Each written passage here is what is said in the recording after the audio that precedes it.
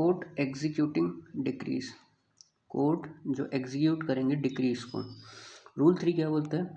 Rule 3 बोलता है land situate in more than one jurisdiction where, यहाँ पे पॉइंट कीजिए, इमूवेबल प्रॉपर्टी को बताया गया है where immovable property forms one estate और tenure situate within local limits of jurisdiction of 2 or more courts, then any one of such court may attach, यहाँ पे एक पॉइंट कीजिए, attach and sell the entire estate or tenure।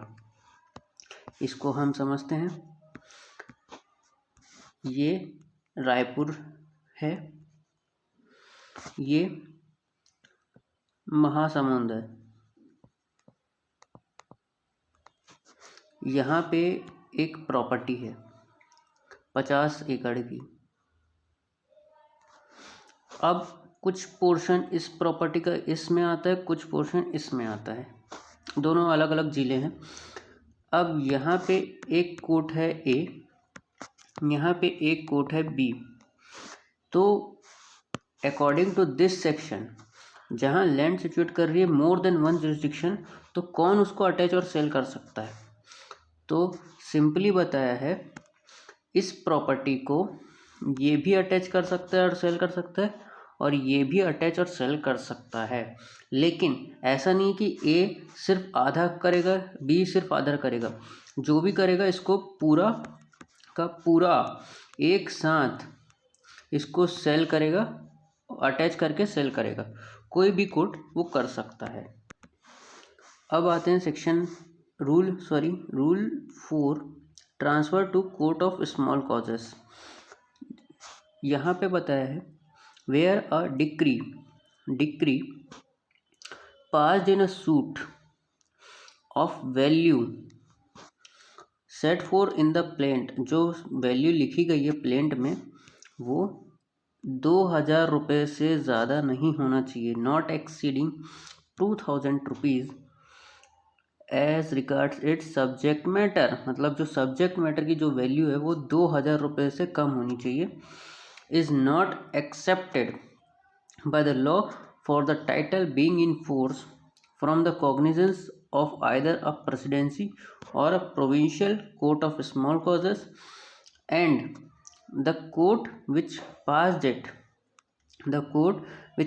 it wishes it to executed in, वो जो court पास किया है वो ये सोच रहा है कि ये एग्जीक्यूट की जाएगी कलकत्ता, मद्रास या बॉम्बे में।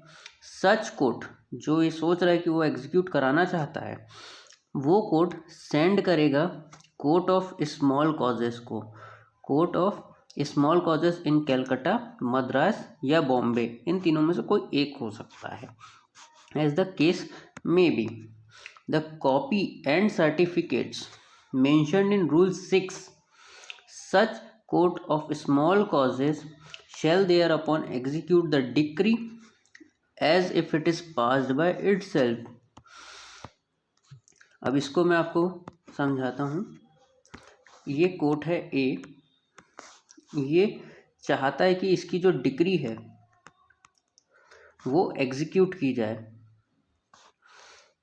तो ये क्या करेगा?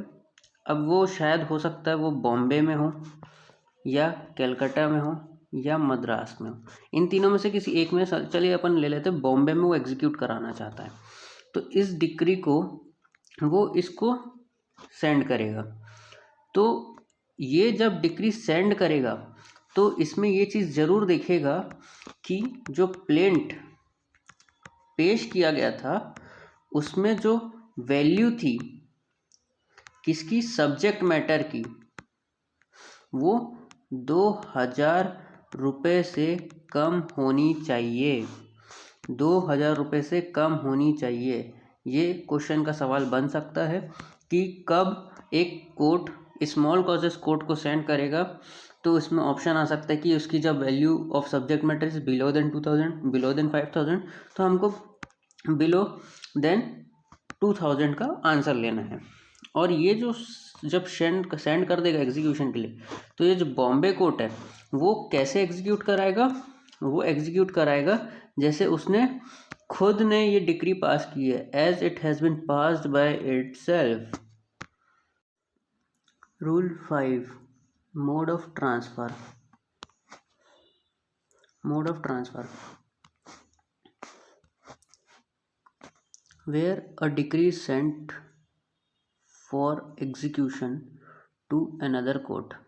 अनदर कोर्ट में हम सेंड करने वाला एक सेक्शन रिवाइज कर लेते हैं, section number 39 and section number 40। The court which passed such decree shall send the decree directly to such other court, whether or not such other court is situated at the same state, but the court to which the decree is sent for execution, if it has no jurisdiction to execute the decree, shall send it to other court having such jurisdiction। इसको समझते हैं। Court एक ए है, इसको अपनी decree को execute कराने के लिए कोर्ट बी के पास भेजना पड़ा। अब यहाँ पे बी जो है वो इसको एग्जीक्यूट करा सकता है, चाहे वो सेम स्टेट में हो या अदर स्टेट में हो। अब हम देखते हैं कि अगर ये बी के पास, ए ने भेज तो दिया लेकिन अब बी के पास जुरिस्डिक्शन ही नहीं है, जुरिस्डिक्शन नहीं है, नो जुरिस्डिक्शन, तब ये क्या करेगा? तो ये एक प्रॉपर कोर्ट जिसके पास, समझ लीजिए सी के पास एक प्रॉपर जुरिस्डिक्शन है, तो ए ने भले बी को भेजा हो तो ये इसको वापस नहीं करेगा, ये इसको आगे सी को प्रॉपर जुरिस्डिक्शन में भेज देगा डिक्री को। Rule 6, procedure where court desires, court चाहता है that its own decree shall be executed by another court, कि उसकी खुद की डिक्री किसी और कोर्ट के द्वारा एग्जीक्यूट की जाए। तो क्या करना होगा, उसका प्रोसीजर क्या होगा? तो court sending the a decree for execution shall send, तो इसमें कुछ पॉइंट्स हैं जो आप कोर्ट को एक डिक्री के साथ क्या क्या भेजना होगा। तो पहला बताया, एक कॉपी ऑफ डिक्री भेजना होगा। दूसरा, certificate setting fourth that satisfaction of decree has not been obtained by execution within the jurisdiction of the court by which it is passed, or where the decree has been executed in part, the extent to which satisfaction has been obtained, and what part of the decree remains unsatisfied। इसको मैं आपको समझा देता हूँ। एक decree है, ये court ए है, इसने इस डिक्री का पार्ट एग्जीक्यूशन करवा दिया है, पार्ट एग्जीक्यूशन हो गया है, और इसको पार्ट एग्जीक्यूशन होने के बाद ये जो कोर्ट है ये बी को भेज रहा है कि भैया मेरे पास इतना जुरिस्डिक्शन था तो मैंने अपना इसका पार्ट एग्जीक्यूशन तो करा दिया है, बाकी का पार्ट एग्जीक्यूशन आप करा दो। तो ये जो पार्ट एग्जीक्यूशन है वो बी करवा सकता है। आज तक हम सिर्फ ये सुने हैं कि हम डिक्री को भेजते हैं और उसके बाद वहाँ पे जाके डिक्री एग्जीक्यूट होती है, लेकिन पहली बार ऐसा हम पढ़ रहे होंगे कि एक डिक्री को पहले हमने एग्जीक्यूट कराया, उसका पार्ट कोई दूसरा कोर्ट एग्जीक्यूट करा रहा है अंडर रूल 6 क्लॉज बी।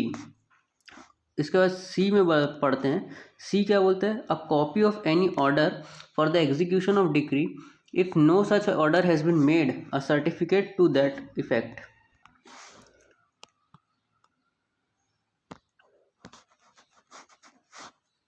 इसमें ये बताया है कि जो डिक्री है उसके साथ आपको एक ऑर्डर भी अटैच करना होगा, जिसमें वो आपको बताना होगा कि इसका एग्जीक्यूशन किया कराया जाए, या फिर अगर आप नो सच ऑर्डर, अगर कोई ऑर्डर नहीं लगा रहे हैं तो एक सर्टिफिकेट आपको लगाना पड़ेगा। तो इसमें 3 पॉइंट हो गया, एक तो कॉपी भेजना होगा डिक्री की, और एक सर्टिफिकेट भेजना पड़ेगा कि मैंने इतना पोर्शन अटैच कर लिया या फिर इतना पोर्शन मैंने एग्जीक्यूट कर लिया, बाकी का पोर्शन आप कर लीजिए। तीसरा बताया कि एक कॉपी लगानी होगी ऑर्डर की, या तो फिर अगर आप ऑर्डर नहीं लगा रहे हैं तो एक सर्टिफिकेट लगा सकते हैं। ये 3 चीज़ों को आपको डिक्री के साथ भेजना होगा। Rule 7, court receiving copy of decree to file the same. अभी हमने पढ़ा कि डिक्री को हम सेंड कर रहे हैं, ठीक है, एग्जीक्यूशन करने के लिए। अब रूल 7 में बताया कि कोर्ट जिसके पास डिक्री आई है, कॉपी और सर्टिफिकेट, जो रूल 6 में हमने बताया, ये कॉपी और ये सर्टिफिकेट इसके पास आ गए हैं। अब ये बिना किसी फर्दर प्रूफ के उस डिक्री को एग्जीक्यूट कराएगा। उसके बाद रूल 7 में आते हैं। रूल 8 क्या बोलता है? रूल 8 बोलता है एग्जीक्यूशन ऑफ डिक्री और order by court to which it is Saint.